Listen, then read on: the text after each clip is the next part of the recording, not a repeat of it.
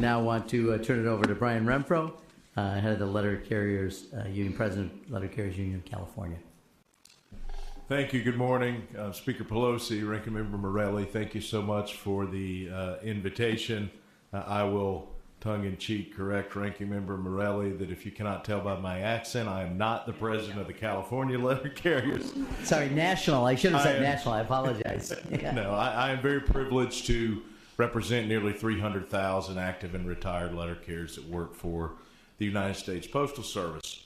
The members of my union are the hard-working civil servants that wear blue uniforms and deliver mail in all 50 states, Guam, Puerto Rico, and the U.S. Virgin Islands, 6 and oftentimes 7 days a week. The opening statement that I want to make here, though, I think is representative not just of my members, but of all postal employees, and that is that we take great pride and we take very seriously our role in our democracy. And I want to be real clear about what the Postal Service's role is in our democracy. It is that we accept, transport, process, and deliver mail, including ballots. In 2020, at the height of the COVID-19 pandemic over the course of that summer, every state in our country began looking at what would happen election-wise that fall. And as a result of that, for safety reasons, we saw a literal explosion in the number of ballots cast by mail. And I want to tell a little bit of a story from the Postal Service operational perspective of what we had to do in 2020 and what we've done since.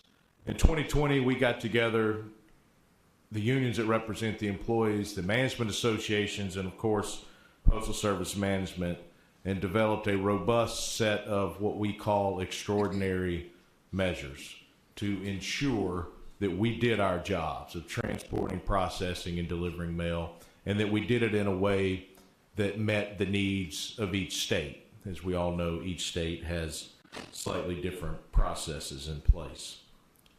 That has continued to grow in 2022, 2024, and as we sit here today in 2026, we have a more robust operation in terms of those extraordinary measures that will be put in place, in terms of the number of staff that the Postal Service is dedicated to working with states all over the country to ensure that we very simply do our job.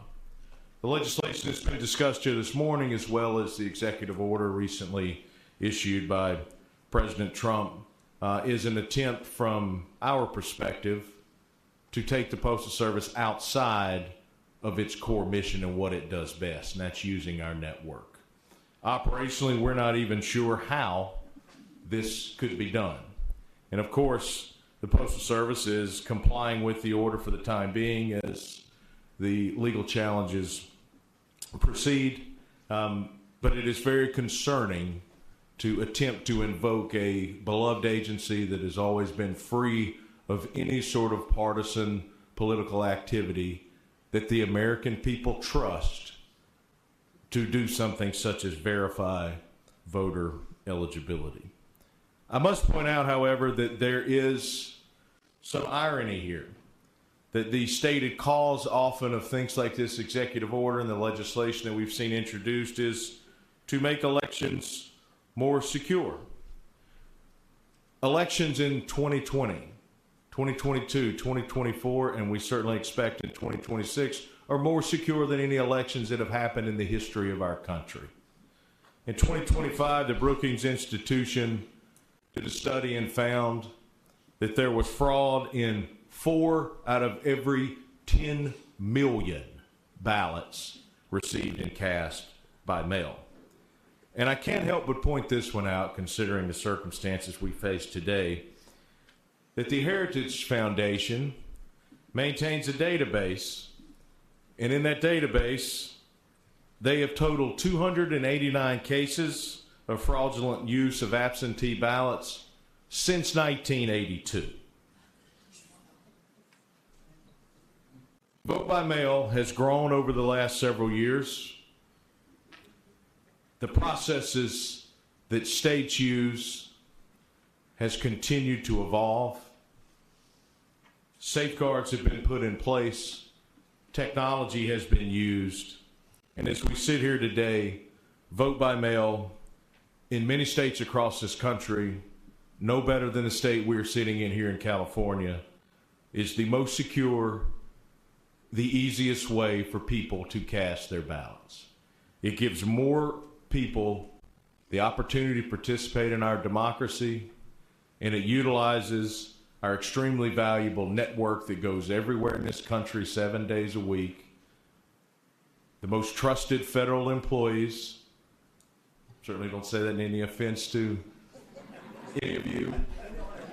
But studies have shown over the years that there are no federal employees trusted more than postal employees to handle their ballots. So my union proudly really relishes our role in our democracy. We continue to be committed to make the whole process better and better and better through what we do operationally with the Postal Service, as well as fighting back attempts that at the end of the day are designed to keep people from participating in our democracy. Thank you all once again for the invitation. I look forward to answering any questions that you may have. Thank you, sir. And